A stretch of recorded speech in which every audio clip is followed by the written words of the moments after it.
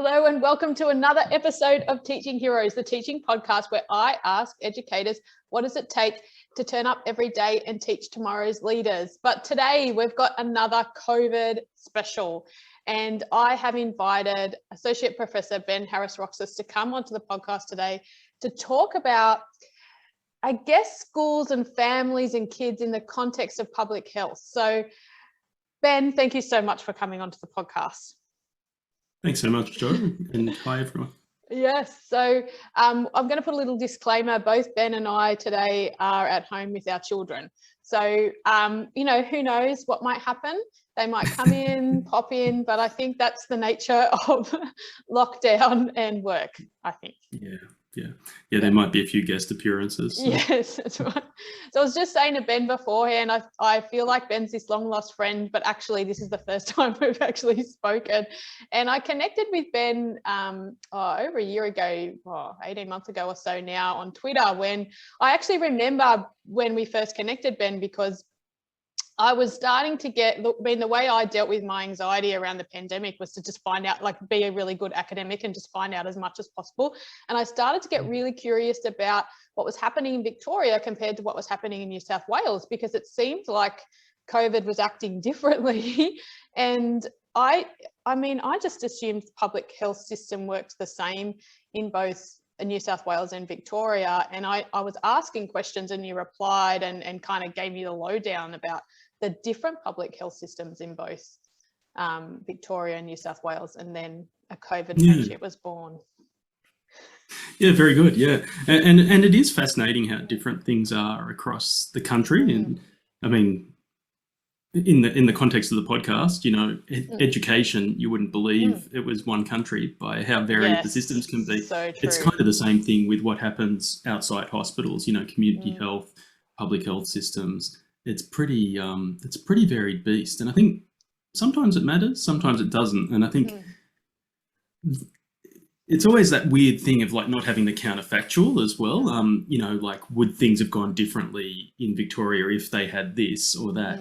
So if they had, the regional type public health units that they've now set up, would it have gone differently last year? Well, now we've got a bit of a counterfactual of Victoria locking down harder, faster with Delta, and yet it still seems like it's a bit out of control there as well. And certainly in New South Wales, it's been a really, stressful time about it all. So. Yeah. So tell us, Ben, where are you located now, and tell us a bit about your expertise, and it would be great to hear about your journey. How did you get into public health research? Sure. Tell us about yourself. So I was just thinking, do you want the short or the long version? I'll give you the medium version. Okay, that's a good idea. I like that middle of the road, the Goldilocks version. I work at the University of New South Wales in the School of Population Health, which is part of the Faculty of Medicine. But, population health is kind of a fancy word that means caring for the health and, trying to ensure the health of groups of people rather than just thinking in the one-on-one type clinical encounters and so on. It's about how do we, take care of the herds. And so I guess I sort of drifted into it because I started out in social work. I worked in mental health social work. But I come from a family that's pretty committed to public health and has a bit of a long history in it. So my dad's been a GP. We grew up in places like Bourke and Vanuatu, and they did public health type roles then. And my mum also worked on HIV in the 80s in Papua New Guinea, just as HIV was sort of really coming to the public awareness. So, so I had a strong exposure to that through all my life, and that, I guess, drove a lot of my interest in this stuff. And so I worked in mental health for a while. Look, to be honest, burnt out to a crisp, and then moved into doing other stuff. Did my master's in social research, and then started working in health research, and that then morphed into working on public health, doing my PhD on that. And then I went actually just after finishing my PhD and worked as a consultant for about 5 years for a few big consulting firms, largely for state and federal government. And that was interesting because I got to stick my nose into a whole bunch of stuff. I got a lot of experience quite quickly, I think, across a varied array of things, some of which included education settings, some of which included child protection type work, but also doing a lot of evaluation, strategy development, and policy sort of work. So an opportunity came up to join the Centre for Primary Healthcare and Equity, which is where I sort of started out as a sort of deputy director role, being based out in Liverpool. And so I've always, in my adult life, lived in Western Sydney. And so the opportunity to get sort of back to the real country, as I sort of said, was great. And then since then, I've moved around a few roles in UNSW. So. Yes. See, I grew up in Western Sydney too, so I think it's all making sense why we connected so well, Ben. The best are in the West, I reckon. So it must be really fascinating. I would think that people wouldn't necessarily look at health and as a population so explicitly in the way that we now do now. So it must have been that your work was, I don't know, maybe for most people behind the scenes. And then all of a sudden when COVID and the pandemic hit, all of a sudden your expertise in how do we look after a whole population and health in that broadest context of physical health, but as well as mental health. I mean, all of a sudden you and your colleagues become the rock stars of the, country, I reckon. Well, not me. Usually the epidemiologist. So I'm not an epidemiologist. I don't study how diseases spread and so on. I'm more of a services and health services sort of person. But integral though, Ben. Like, don't downplay your role. But I mean, really, like, really integral. And I guess if we were to think, and if we were to think about it in sort of categorical senses, like the three building blocks of population health have always been that health protection, sort of making sure people stay safe, infectious diseases, environmental sort of health concerns and stuff, health promotion. So what can we do to actually make people have better health, live longer, essentially? And also the bit that I'm interested in as well is like that health service development. How do we get services to work better for more people as well? And not just health services, but, we can see, and I mean, I think, educators, teachers have got like an innate understanding of the importance of the life course, like what you're doing has this effect that ripples through time. And I think one of the things that was really formative for me is getting some exposure early on to some of those health equity ideas. So how can we actually ensure that we get health to be, fairer for more people? And really that sort of amplifying effect of what happens now can change trajectories for life. And that's not just education, it's sort of health, it's income, it's life opportunities, it's all those things. And, I think one of the things that has been really interesting about COVID is that it's actually made a bit more stark or a bit more laid bare some of those factors, that sort of disadvantage isn't just, one thing, it's compounding factors. Interestingly, the virus sort of exploits some of the mechanisms that actually we draw on day to day to actually survive and get through some of that disadvantage, like leaning on each other a lot, having a lot of contact with people, extended family sort of stuff. So it's been an interesting time the past 18 months. At a personal level, it's sort of been a bit of a, lived experience journey of uncertainty and stuff like that. But it's been really interesting. So it would have really exposed some of those ideas that you would have been working on for a really long time around health equity.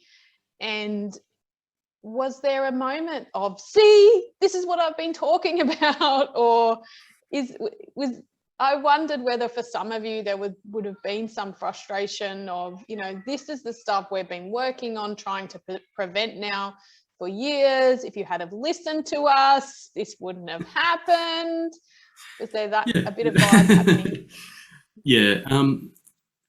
It's always tempting to sort of think those ways. Look, and to some extent we have been successful in being listened to. It's just that probably not as quickly as we'd like. The moment that really, I think, crystallized for me the importance of an equity perspective was early on in the Victorian outbreak last year. You'll remember they had the social housing towers that they locked down, and because there wasn't really an alternate workforce to sort of do this, they sent in police, and so it was a really heavy-handed response and counterproductive, because you could see that the people who were living in those towers, living in quite close quarters, by definition almost disadvantaged in multiple ways. And, often people who'd been asylum seekers or refugees, so they, cops showing up in this sort of really quite over-the-top fashion to lock down the building would have been profoundly, traumatic and so on. So yes, I could see at that moment, probably more than any other, the importance of adopting a different approach, to actually work with what are the community strengths that already exist, what are the sort of leaders and natural networks that exist that can be sort of exploited by the virus, unfortunately, because people spend time together and link up and so on. How can we draw on that as not just a deficit, but also a strength? That there are networks that people are hooked into. That can be ways of sharing information. It can be ways of promoting, what we would term non-pharmaceutical interventions to prevent infection, like the stay-at-home stuff, the mask wearing and so on, and now vaccination as well, which is a pharmaceutical intervention, of course. But, those networks that are seen as problems or deficits can actually be the strength as well. And I think, I'm starting to see a lot of that replayed out at a much more macro scale in Western Sydney, of course, that it's not that Western Sydney's full of disobedient people who just don't follow the rules. Though, got to be a bit real. There is a bit of a trade of that, and that's part of why I like Western Sydney as well. But most of it is that we're living in pretty interdependent sort of groups. Life happens on the street in Western Sydney. It's sort of real, and everyone knows each other. You've got often larger family networks, so people, do need to go and visit each other. They're used to it for childcare. You've got to go and check on mum, and your sister will also do that. So effectively, you've got household groups that, instead of being 2 people, like they might have been in Bondi Junction, can be 50 people, and people can't necessarily stay at home. A lot of the people around here, they're sort of aged care workers, teachers, a lot of people who are working in manufacturing type industry, a lot of healthcare workers. These are jobs that can't readily be done at home. And I think, teachers watching during stay-at-home period will know that, like often it's essential work. Some of it can be done at home, but still a lot of it has to be done even at school. So you can see there's a lot of grey area around even essential workers and so on. So the reality is the rate of those essential workers in this part of the world is probably double what it is elsewhere. So, and that then means, you've got more people travelling around for work, bring it home, and instead of 2 people getting sick, it's like an extended network. So, that sort of stuff has been really interesting, but it's also just shows how the role of families, communities, the way we organise society in determining not just, access to education or sort of life opportunities, but even something like how disease spreads. Yeah. And it's, as you say, it's like what is usually a strength. And Kerry Chant had said this, has said this a couple of times in her press conferences, like what is usually a strength about the communities, these big family networks that draw on each other, intergenerational, stuff that we should really aspire to, all of a sudden became, a physical health risk. And it wasn't as easy as just saying, from tomorrow you've got to stay home, no more visiting your mum. But, particularly if your mum or, the grandparents are the babysitters for your kids and you're an essential worker, as you say, you're either a nurse at a hospital or you work at a food distribution factory, like you've got to go to work. And yet your mum was, it's not like you can just snap your fingers and send your kid to childcare the next day either. Like, what were these people supposed to do? And so what we see as rule breaking wasn't, I think even technically you are allowed to have a primary carer as your, I think that is in the rules. And I think childcare, there are exemptions, but even then messaging becomes difficult around all the circumstances that people actually live in. For a while in New South Wales, they went down the path of, try and use a bit of judgment, people, rather than saying yes or no to stuff. Yes. But you can see, like, the way people live is complex. We're pretty interdependent as people. And so, whilst there might be a few rat bag sort of cases you want to highlight, for most people, it's just figuring out how to get through, Yeah. And so the response as well in Western Sydney, while it wasn't like this at first, I think there was, as you say, kind of an attempt to, so we're talking about when Delta first hit Western Sydney in July, in end of June, and there was a response, like a real community health response, until they then brought in the police. And I know you were quite vocal in your, quiet way, Ben, around the. You're saying I was being a loudmouth about the cops, basically. You were, well, compared to others, maybe not, but but you were like, it was like a this isn't going to work, guys. Yeah, and look, cops at an individual level, it's a very different beast to cops at a sort of institutional level, know. So it's not that I'm hanging, bagging individual police officers, but I live in Granville, which is just a bit south of Parramatta. We've got a big police station here, very local, pronounced local police presence. And I think if you haven't felt it and haven't experienced it, it's a bit hard to sort of understand. So there is, so it does have, even before COVID, a really pronounced sort of sense of cops are around. We're being policed. There probably is higher crime rates around here and so on that's driving that. So it's coming from like an informed perspective. But if we think about the disadvantaged stuff we were talking about, that might play a role.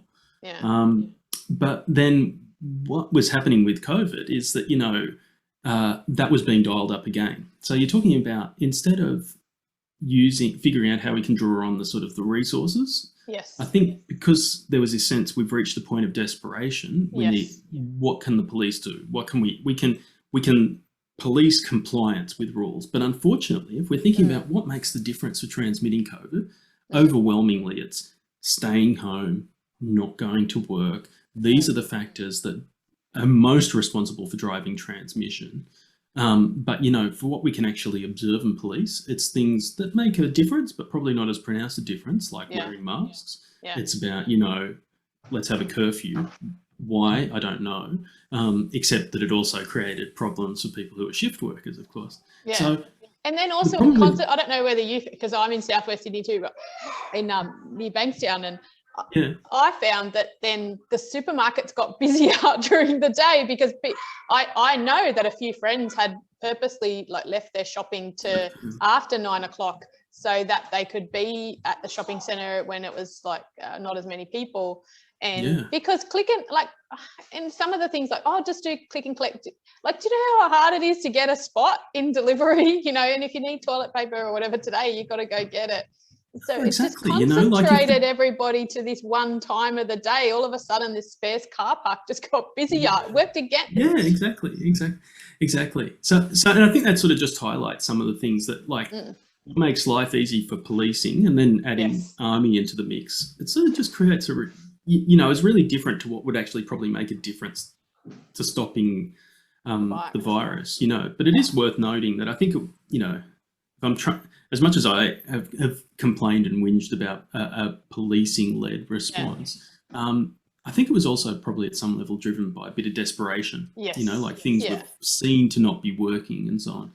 And I get that. Delta is different. They use that sort of mantra, but the reality is, last year someone who got COVID with no with none of the measures in place might infect, 2 other people. With Delta, it's probably more in the region of 6 to 8 with no measures. And so that's why, even though the numbers are increasing, it has been a big achievement to get things to where they are. But I think we've got this sort of public imagination and public sort of expectation that, 0 days and getting to 0 and stuff. And it's really destructive in our sort of public discourse about it. I think that's the one, it's kind of the messaging, and I wonder whether, it's very easy to blame the media, but I wonder where we collapsed in terms of messaging, or I think people got there was definitely that push for donut days, and you know, I was the same, like, you know, trying to, yes, donut days, but there wasn't this kind of population preparation for what actually the long-term, you know, and I have, you know, a friend who's a scientist, and he's like, you know, it's a 4-year cycle. And I'd hear that, but I'd not really took that on. And I don't think people in the general population really thought that. They really thought it was like a 2020 phenomenon.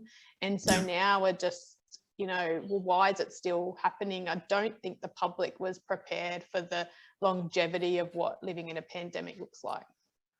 No. And look, I think some of that's probably from the public health space, and some of it's probably political, because we were in, and we still are in, this sort of acute phase of trying to sort of contain and so on.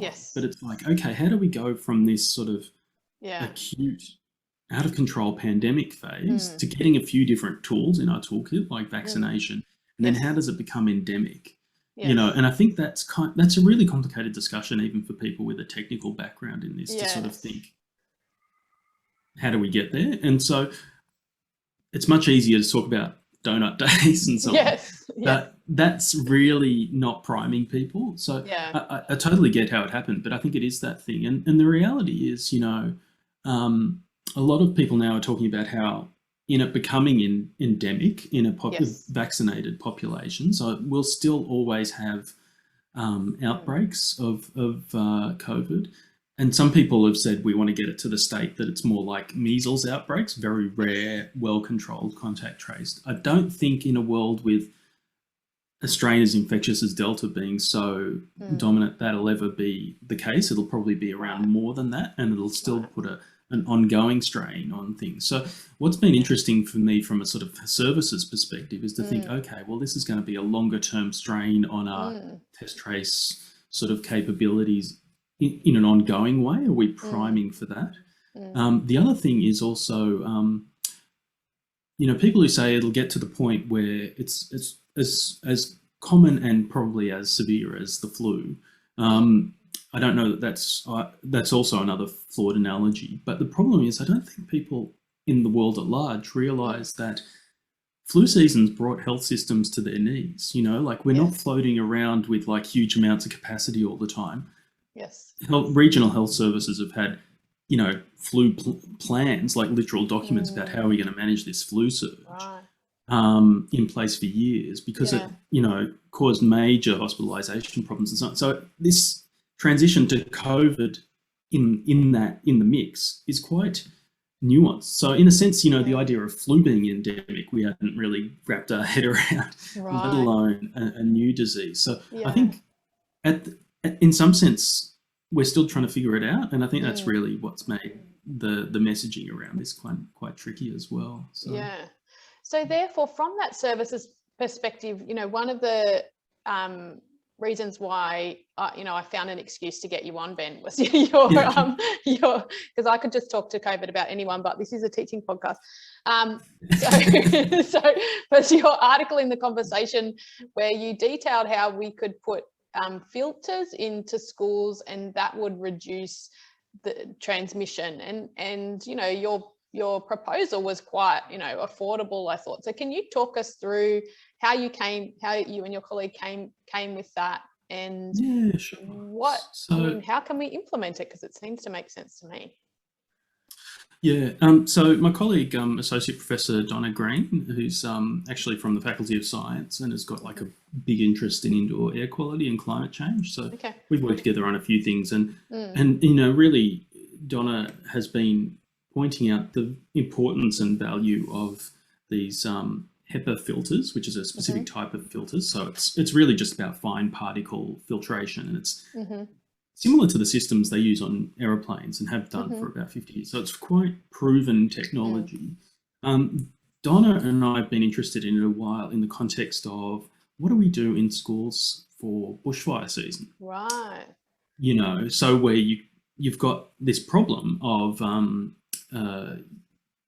you know, bushfire smoke, how do we manage it? This is one of the obvious ways to reduce the in-classroom risks in terms of asthma, but also other respiratory illness and so on. Then crops up COVID. And so we can see that actually filtrate air ventilation and so on is going to be an important part of the mix in returning to classrooms. I don't think neither Donna or I would say it's the sort of the single piece of the puzzle, but essentially these HEPA filters, which are sort of upright sort of units that are about this size to cover a classroom and are not outrageously expensive and are relatively simple technology. So we did some slight back of the envelope sort of sums and then checked that against what we know of, checked with a few manufacturers and so on.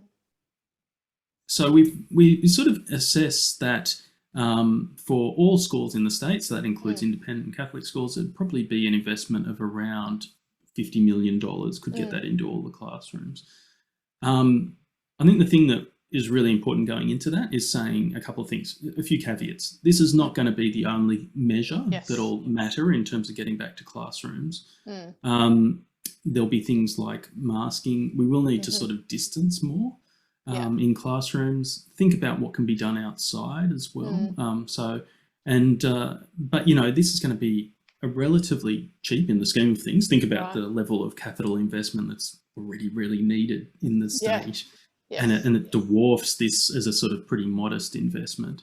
And the other thing is that, we've recognised there could be this co-benefit in terms of, yes, opening all the windows might work in some settings, but what about in schools where that doesn't work? The windows are just not set up for that. What about in schools where there's bushfire smoke and so on occurring at the same time? So it could be a relatively simple solution, we think. Yeah, and as you say, part of the mix, because I was going to ask you about masks in the classroom and how effective that is as a strategy going forward. And I guess part of the equation, if we're going to look holistically, is that, teaching with a mask really impacts on the effectiveness of your teaching, not just in terms of volume, but also in terms of engagement with students. So I wanted to know what you thought about its effectiveness. If it's effective, sure, we have to do it. But I was like, oh gosh, the impact on student-teacher relationships in wearing masks is, I think. Yeah. Oh, look, it's going to be really tricky, I think. And we have to be probably a bit real about that. Yeah. And how that, I just can't see how it can play out effectively at scale in the long term. Particularly in primary settings. Yes. The school's probably a bit different, but it'll be a big barrier, I think. And so I don't know about it will be an important part of the return. And in the longer term, I'm not sure how long it will and can be sustained for, because our understanding of how COVID works in school settings is still evolving. Our understanding of how severe and how Delta actually sort of works for children is still evolving. They're doing incredible stuff quickly, but and actually I probably should give a plug for people who are really interested in the detail around this. The National Centre for Immunisation Research and Surveillance put out a little report just yesterday. Oh, yes. And it's a few pages, which really just talks about every school setting and every childcare setting where there has been a Delta case. Who infected who, basically, and so on. Yeah. And the good news is that in those settings with Delta in Australia, there didn't seem to be a lot of student to teacher transfer necessarily, but there was quite a bit of teacher to teacher or student to student. So I think that'll be, and I know, the reality is this is something it's an occupational sort of concern for teachers returning as well. I'd feel stressed about it as well. So I think masking is going to be part of the mix for a while, unfortunately, but we're going to get better understandings and probably figure out what are the things that make a difference. One of the things that's really interesting in an educational setting is that we've kind of grappled with some of these issues in the past, but we forgot about it. So if we go back 100 years, there's these fantastic photos from Germany where you would have heard about these sort of forest preschool sort of movement and so on. That's risen out of Germany. The reason that came about is actually that a lot of primary school settings were moved outdoors in response to tuberculosis concerns. Oh, really? I didn't know Yeah, that. so this Wow. model that sort of exists still in a Yeah. sort of very Mm. marginal bougie sort of way now internationally had Yeah. that origin. In parts of America, there were actually schools constructed where the sides of the building essentially folded up. So what's happened since Oh, then is we've got technology like air conditioning come along, loss of memory. People want to forget about pandemics. It's one of those things. yes. I think 30 years from now, Yeah. it'll be interesting. People will talk probably about the Tokyo Olympics, and they'll totally memory hole what happened with COVID. And so Yeah. we sort of have done some. So I think the reality is that there'll probably also have to be a bigger program of work about how can we adjust some of our educational settings to sort Yes. of figure this risk into things.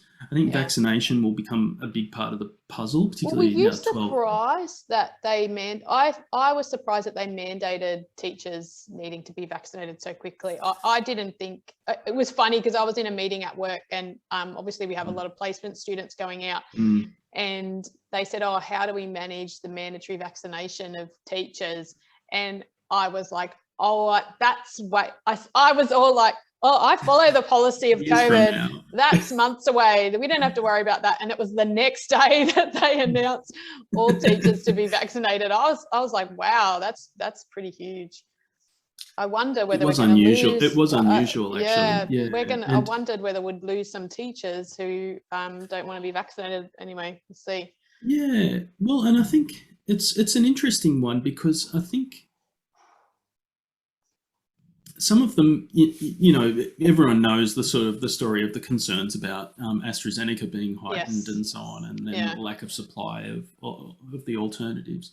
Yeah. I think we can't underestimate the extent to which that sort of has driven reluctance. So Yes. people aren't necessarily dyed in the wool posting on Instagram about, Yeah. like being anti-vaxxers. They're probably just like, I've got a bit of disquiet and I don't like needles that much to begin with. Yeah. So I'm just going to sit this one out. So I think the idea of mandates is a really fraught one because I think we do need to give people the option of choice insofar as possible. But I guess this is really sort of underpinning. The teacher mandate did surprise me as well because it wasn't actually much behind the mandate for healthcare workers, who Yeah, had that's frontline right. exposure That's so to. true. Yeah. Yeah.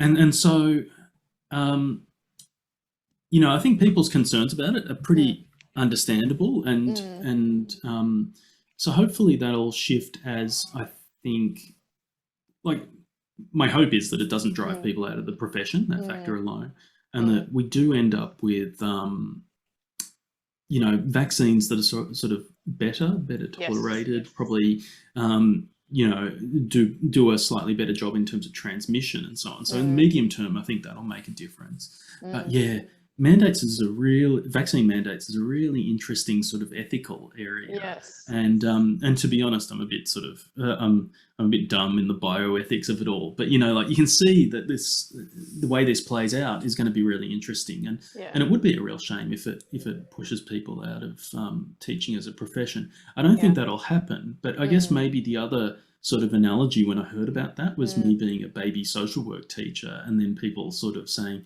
you'll need to do criminal records checks to be a social worker and so on. I was just thinking, that did probably drive some shady people past out of the there, Ben.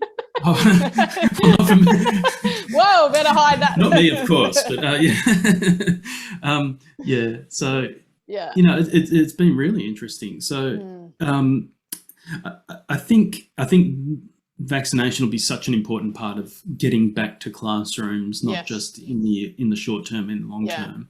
That it's going to be so important for us, and we probably haven't had a school vaccination program in a long time that's going to be so critical to making education safer as a setting. So we've sort of lost memory of it. But I think in many parts of the world in our lifetime, but also before then, things like smallpox and polio were sort of really quite hard baked into our early childhood sort of service responses, and we're such at the forefront of stuff, and we've sort of had a bit of a bubble in history of not having to worry about this for a while, and it's been great. But I think now we're sort of getting reminded of some of these things, you know. Part of my concern with the school vaccination program, and I've had a few people say to me, oh, I hope they go into schools to vaccinate kids. And I was like, man, I actually, considering the negative response about COVID and the shame, and we've seen that with people dying at home who've contracted COVID and don't want to go to the hospital or don't want to tell people they've got COVID because of the shame, because there's been such this push of, if you get COVID, you're a rule breaker, rather than, I think things like smallpox or polio, I mean, I don't know, I wasn't alive, but I assume it was like a bit of, oh, bad luck. You didn't do anything wrong. It's just that it's a virus. And I wonder whether, if we had a school vaccination program, and parents, I think, deserve to have that choice about whether they want to vaccinate their children or not. We have it if other kids know that, oh, you had the vaccine and you didn't. I'm concerned about that, the implication for children, if they're not 100%. Vaccinated. And look, I think well, particularly for kids, because like they're stuck with their parents' decisions on these. That's right. But like, I think it's really interesting, that issue of like shame and stigma in general. I think we have, probably as a field in public health, stuffed up the COVID response a bit. That it has been, and the thing that we've really failed to learn is the lessons of HIV. That stigma is just so counterproductive. And this idea that really abounds because of a lot of the media coverage of and probably some of the public health messaging, this idea of compliance, rule breaking. If you get COVID, you've done something wrong. Remember, think back 40 years ago, if you get HIV, you must have done something wrong to deserve it. So it's this sort of I think there's a few factors at play. The social psychologists talk a little bit about this idea that, we like to sort of think about what did you do, as if we've got sort of more control over some of these things. So that this sort of, we live in this era where we think we do have a lot more control over our lives than we probably do. This sort of fiction of control. And so this idea that, well, you got that for that reason, is a nice sort of response that reduces the cognitive sort of load, in a sense. Like the sort of the processing power of then having to reconcile more with the ambiguity of life. Oh shit, that could have been me, it could be anyone. And so I think that really worries me, this idea, and it's been really at the core of my beef with the policing driven response, because it does embed this idea of COVID happens because you've done something wrong, and it's just not true. And it's a really unfortunate aspect of how that stigma is played out in Australia compared to other countries. In some places, because it was so widespread so early, there wasn't a chance for that stigma to get, the idea of stigma of COVID to get embedded.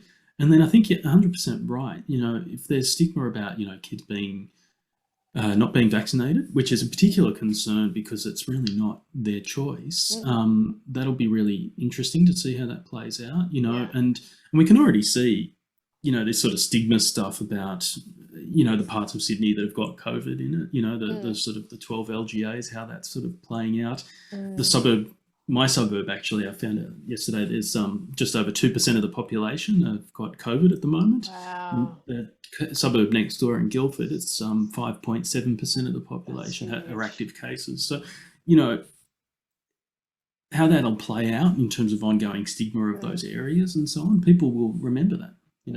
So I do worry a lot about the stigma thing, and I know in the case of HIV, people have had to do a lot of work over decades to sort of correct that wrong, in a sense, and I do worry a lot that we'll sort of replicate that. And then conversely, some of the other stuff that bugs me is not just the stigma, but the sort of the idea of the virtue, like I always wear my mask, they weren't wearing their mask properly, and so on.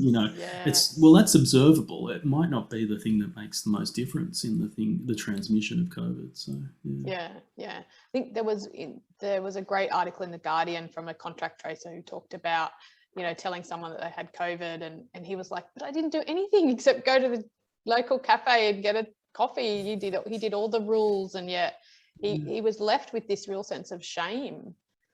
Yeah. Yeah. Oh, and it's just absolutely gutting, you know, and I think that is then going to create some problems in an ongoing way as we start to think about return to school, but, you know, return to a more opened up world.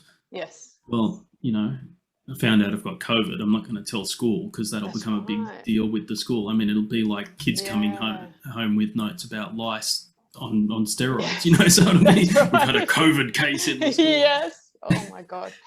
So like going back to some of your other expertise and your history in working in mental health, I mean, that's one thing, you know, that really is worrying me at the moment, particularly in terms of schools. And I know my kids are struggling. I'm struggling. Other people, you know. Me too. Me too. Yeah, me too. So, and we're recording this on Are You OK Day. And I wonder, like, how it must be so. I do not envy that balance that public health officials need to, you know, have around mental health and physical health, and that we can't keep people locked in their homes for long periods of time, particularly children. And how do we move forward through, you know, out of lockdown into school safely? My mind is that we really need to open some of the things that you were pointing to around bush kinder or outdoor schooling. I mean, those are the conversations I think we need to have as educators more, like, how can we keep our schools open now? Yes, we're in a pandemic. It's going to be endemic, but how do we keep our schools open safely? How do we adjust our schooling?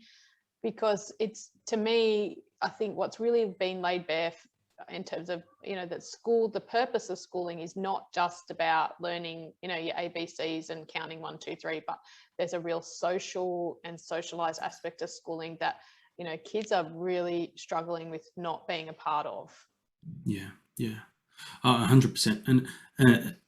And you know, a cynical reading of the function of schools might be that it sort of solves a few problems of like getting kids socialized as members of society. It solves some educational problems, and then it gets them out of our hair for a while. The third one I tend to not credit so much, but you know, I think, you know, the role of schools in normalizing social dynamics, group dynamics, being part of a community it's impossible to overstate, really. And I think that's really been laid bare, well, just for me, you know, like particularly my daughter transitioned last year from primary school to high school, and, you know, to become a member of a community in a radically different, you know, like that's a big transition at the best of times, different social sort of milieu, but then to sort of have it in this sort of virtual, disconnected sort of space. And there's a lot of people who are then really, you know, alienated, I think, from that experience, you know, as kids. So it's a really good example, I think, of the kind of trade-offs that need to be made, partly at a public health level, but at a political level, is that, yes, we need to contain this COVID risk, which is known and sort of countable, versus potentially like a whole much more sort of ambiguous, but potentially much larger magnitude sort of set of challenges associated with the educational, mental health, social, and sort of even kind of spiritual well-being of a generation of kids, you know, because they're going through something that I never went through. Nobody really has gone through before.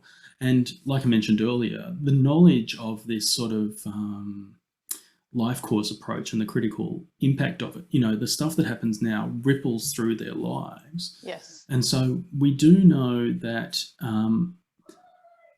what's happening in some of the surveillance mental health sort of surveys and so on that are being done overseas is that, okay, there might not be an increase in the very extreme end of things, which is people who have psychosis or, you know, extreme mood disorders or things like bipolar illness and so on, might be somewhat stable. It seems to be the indication. But what's happening is people who might have had, you know, like low-level anxiety and so on, is now becoming much more pronounced and disrupted in their lives. And that's a real problem for us as a service setting, because Yes. in mental health in Australia, we often talk about this missing middle, that if someone's really profoundly unwell, they Yeah. might get brought to hospital and admitted. Yes. Otherwise, you might get you can speak to a GP and get your 6 consults with a psychologist as the more accessible forms. And there's not a lot in between. And yet what we're probably seeing is people who are really struggling, like all of us have been struggling, but, and services haven't been able to scale at that population level to respond, because they're not necessarily provided by state governments, often more private sector sort of things, like it's individual general practices, it's individual psychologists and so on. So, and how that's playing out for kids who often have even more trouble than adults to articulate what's going on for them in terms of emotions, affect, life. And God knows we as adults are terrible enough at it. It's a big worry. And so I think that's part of what's informing my thoughts about, look, there probably are going to be some risks in returning to school. And it's tricky because they're knowable risks associated with COVID, but as educators, people who are listening would know and see the cost that this is having. And I think we're in a really tough time of having to do some proper grown-up decision-making about, okay, how do we weigh up these harms, Yeah. And it seems that I have a friend that works in the New South Wales Public Health, and I know she was working on a project bringing, more health setting and school settings together. But I do see that more and more going forward, that both public health professionals and educators need to be talking to each other and saying, okay, this is what we need to do in a pedagogy point of view from education. How can we do that safely from a health perspective and make these decisions together? Because I feel like we would come up with more creative and more sustainable solutions to education, rather than this like lockdown, remote learning, that's it, if there's a big outbreak. And there's kind of got to be this middle ground of, well, how can we adjust schooling in the medium term while this virus is around, to ensure that we can get kids back to school and get kids socialized, as well as mitigating those physical risks. And I mean, to me, it's really interesting that this has really emphasized the role that the social business of raising kids and the role of schools is in sort of actually at the center of society. Like sometimes it's seen as sort of like schools and parents' job and so on. But maybe I'll give you just a shout out to something that, give you an example and a bit of a shout out to a little project that I've been involved in that's been doing some interesting work down in Rockdale in Sydney. So it's a hub that is trying to bring together early childhood, child, youth and family services with local health district services and the primary school. So Rockdale Primary have really created this, it is a bit of a hub. So the idea is that it's normalising people, parents, community and so on, accessing services, both at the school, but also funneling people and working with partnership with the school to sort of get the support that people need. And it's been reasonably successful so far in I think, normalising that transition that can be quite jarring, particularly in this case for the emphasis is on people who have come from quite different cultural backgrounds and different settings where that transition to school is sort of conceptualized differently and so on. So, but what I've taken away from it as well is that it's this powerful role of a network of people, services, the school at the center of that, enables sort of greater, I guess, resilience and sort of ability to stretch around the needs of individuals in that early years and the transition to school. That's the kind of approach we probably need to be thinking about in terms of how do we bend what we can do in response to COVID in terms of schools, like can we send a class down to, the community health centre down the road because we need a bigger, we need to double the classroom space to sit with these guidelines, for example, and so on. I mean, that's sort of a glib example, but it's the kind of thinking that I think we probably need to be a bit more engaged with. Yes, definitely. All right, Ben, that's our challenge. Okay, me and you going to do this. Yeah, sorted. So sorted. All right, you talk to your people, I'll talk to my people. All right, I could talk to you for ages, Ben, but I think both of us have to move on and feed our children, maybe. So that's right. Yes, so I think it's recess time. So it was just such a pleasure talking to you, Ben. It's been really great interacting with you in the social media world, and it's nice that it's now come together in this podcast. So thank you very much for your service and your voice. It does really mean a lot to people, to have these experts out there, really giving voice to what you've known for years, and it does create for communities a sense of that there are people out there who've got this, I was going to say handled, but none of it's handled, but that's not your fault. I'm just digging a hole here. Who've got it going on. Okay, I'm very good. End it now. All right. Thanks so much. Nice to meet you, Ben. All right. Talk to you later. Bye. And this has been another episode of Teaching Heroes. See you all next week. Bye.